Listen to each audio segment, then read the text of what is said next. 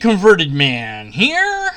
Welcome to the Metaphysics of Link's Awakening. The Legend of Zelda Link's Awakening was originally a game for the Game Boy from Nintendo. Then it was released on Game Boy Advance, Game Boy Color, and eventually re-released and remastered, redone with all sorts of new graphics on the Switch. Our story begins with Link at sea. He's on a very small boat that is hit by lightning.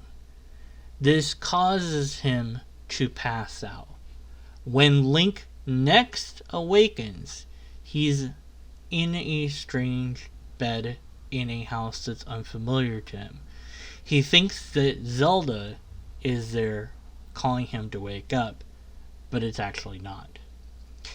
But there are things that we are shown that happen to Link while he is unconscious. These events cannot be from the perspective of Link. They are from the all-knowing narrator of the story, which in this case is us, the player of Link, and us watching the cutscenes of the game. Here's Marin about to find Link. Now, she, as we discover later, is just a figment of the Windfish's dream. In fact, the entire island is nothing more than an illusion. But Link isn't. Link is a separate entity than the rest of this island. So Link and the Windfish somehow connected when that lightning struck his boat and sent him into the sea. Maybe the Windfish saved him.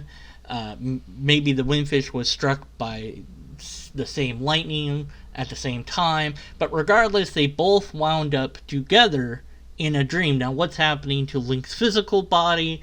Who knows? Maybe he got swallowed by the Windfish or something. We're not ever told that. And so we just don't know.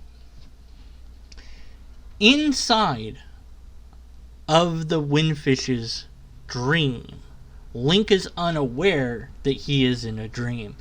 The Windfish is aware that Link is not part of its own subconscious. But because the Windfish is using its subconscious, it can't just directly tell Link everything he needs to know. But he can tell Link some information, and does so through the owl. Of course, the owl is a symbol of knowledge and wisdom, and tells Link various things that he needs to know to progress in his quest, which is ultimately to end the world in a way. The owl is an avatar of sorts of the Windfish, at least until the actual Windfish appears, and the Windfish appears kind of in place of the owl. So I think that it's safe to say that the Windfish's avatar is indeed the owl. Now, both the owl and these two kids, as well as some other characters, perform fourth wall breaking dialogue, where they will tell you, press start to save, or press A to continue, or whatever. And that makes zero sense in terms of the reality of the universe that you're in, because to Link, why would these kids be telling him to press start? That makes no sense. What the hell is start to Link? He is aware of the reality he's in, even though the reality he's in is actually a dream. It still doesn't make sense if he was awake.